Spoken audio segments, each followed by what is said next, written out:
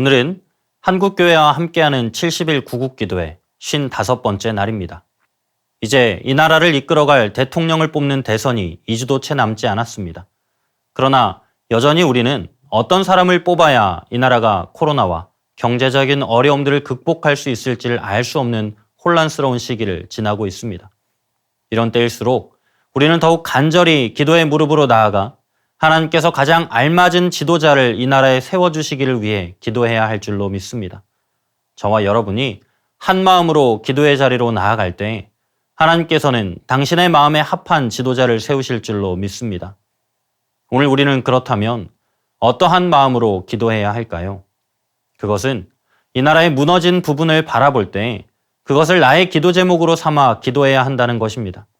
느헤미야는 바사 제국의 왕 아닥사스다의 술 맡은 관원장으로 모든 것이 보장된 안정된 삶을 누리고 있었습니다. 그런 그에게 어느 날 이런 소식이 들립니다. 사로잡힘을 면하고 남아있는 자들이 그 지방 거기에서 큰 환난을 당하고 능욕을 받으며 예루살렘 성은 허물어지고 성문들은 불탔다 하는지라. 사실 느헤미야는 유다로 귀환한 백성들이 어떤 삶을 살고 있는지, 그곳에 어떤 일이 벌어지고 있는지 관심 가질 필요가 없었습니다.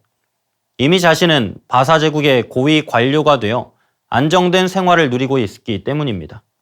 하지만 느헤미야가 이 소식을 듣고 보인 반응은 무엇입니까? 느헤미야 1장 4절입니다. 내가 이 말을 듣고 앉아서 울고 수일 동안 슬퍼하며 하늘의 하나님 앞에 금식하여 기도하며. 느헤미야는 무너진 성 예루살렘을 생각하며 슬피 울며 기도했습니다. 하나님께 금식하며 기도했습니다. 백성들의 죄악된 모습을 자신이 회개하며 하나님께서 회복시켜 주시기를 간절히 기도했습니다. 무너진 성 예루살렘과 그 땅에서 고통 중에 있는 백성들의 일을 자신의 일로 여겨 그 무너진 땅을 위해 금식하며 간절히 기도한 것입니다. 그렇습니다. 오늘 이렇게 기도의 자리로 나온 우리가 바로 이러한 마음으로 기도해야 하는 줄로 믿습니다. 나라와 민족이 어떤 환경에 처해 있든지 지금 내 삶이 평안하면 그것으로 만족하는 것이 아니라 내 나라와 민족의 위기가 바로 나의 위기임을 인식하여 이 땅이 무너진 영역을 위해 간절하게 기도하는 마음이 오늘 우리에게 필요한 줄로 믿습니다. 오늘 우리에게 이 나라의 어려움을 바라보게 하셨습니까? 우리의 죄악을 회개하며 기도의 자리로 나아가시기 바랍니다.